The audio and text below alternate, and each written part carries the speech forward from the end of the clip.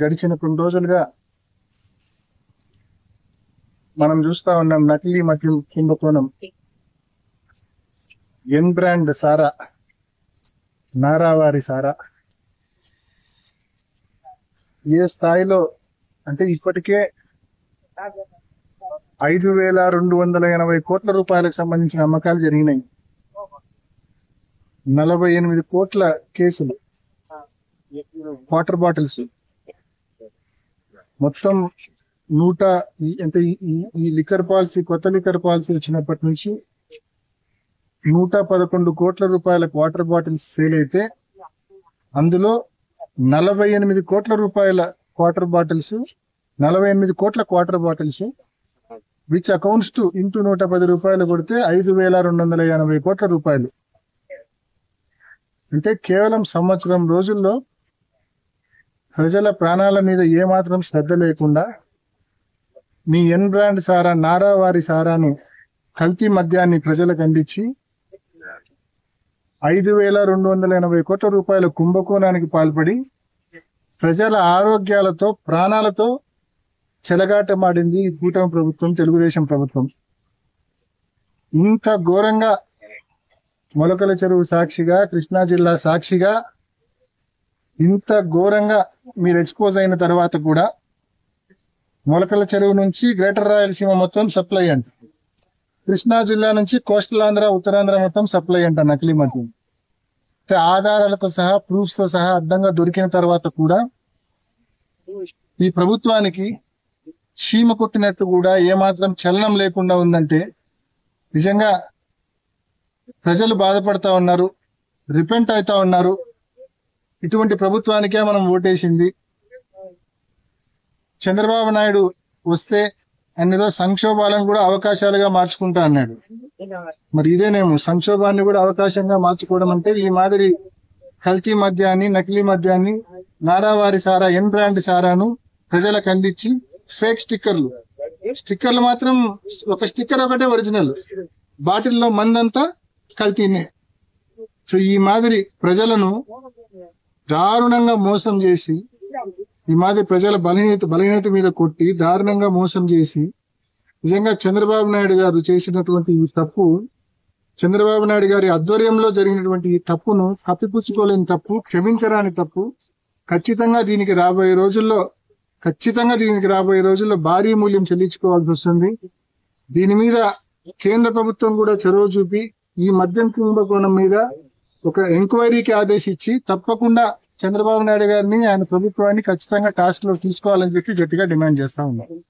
ఇవాళ ఎస్పీ గారి మీటింగ్స్ అంటే ఈ నకిలీ మద్యంలో ఉన్న వేగంగా ఉన్న వ్యక్తి వీడియో రిలీజ్ చేసి ఇది ప్రభుత్వానికి ఎటువంటి సంబంధం లేదు, నేను ఆరోగ్యరీత్యా నాకు బాగలేదు, నేను తొందరలో వస్తాను, వివరణ ఇస్తాను, వీడియో రిలీజ్ చేస్తాను. అక్కడే అర్థమైపోయింది కదా మనకు, ప్రభుత్వానికి సంబంధం ఉంది, ప్రభుత్వం అతనితో సంప్రదించింది, అధికార పార్టీ పెద్ద నాయకులతో సంప్రదించి నీకేం కాదు, నిన్ను ప్రొటెక్ట్ చేస్తాము, నువ్వు ఈ మాదిరి వీడియో పెట్టు అంటే ఆయన ఆ వీడియో పెట్టినాడు. పాపం అమాయకుడు.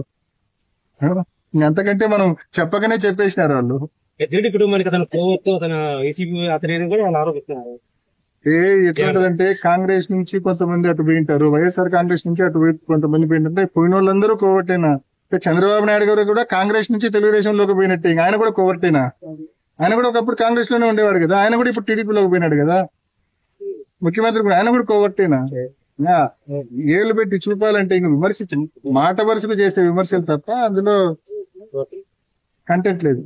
ఎస్పీ గారిని కలిసిన ఉద్దేశం పురంలో కొన్ని ఫాల్స్ కేసులు పెట్టారు, దాని మీద రిప్రజెంట్ చేయడానికి కలిసిన. ముఖ్యమైన ఒక ఇష్యూ ఏంటంటే కలెక్టర్ గారిని కూడా కొంతసేపట్లో కలవబోతా ఉన్నాం. మరీ ముఖ్యమైన ఇష్యూ ఏంటంటే వరికి సంబంధించిన గిట్టుబాటు ధర. వరి పండించే రైతులు మరి చక్రాపేట, వేంపల్ల, మైదుకూరు ఇటువంటి కాన్స్టెన్సీల్లో ముఖ్యంగా వరి పండించే రైతులు, ఈ రైతులందరూ కూడా ఇప్పుడు 81 కేజీలు 1000 నుంచి 1300 కూడా కొనుగోలు అయ్యే పరిస్థితులు లేదు.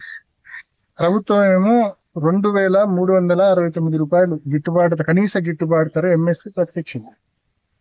మరి ఈరోజు డిఎం సివిల్ సప్లైస్ ను గవర్నమెంట్ యాక్టివేట్ చేసి ముందుకు వచ్చి ప్రొక్యూర్మెంట్ కి ఆదేశించి ప్రొక్యూర్మెంట్ చేయాలా? ఏం చేస్తా ఉంది ప్రభుత్వం? మొద్దు నిద్రపోతా ఉంది. ఎంత ఇంపార్టెంట్ ఇష్యూ ఇది.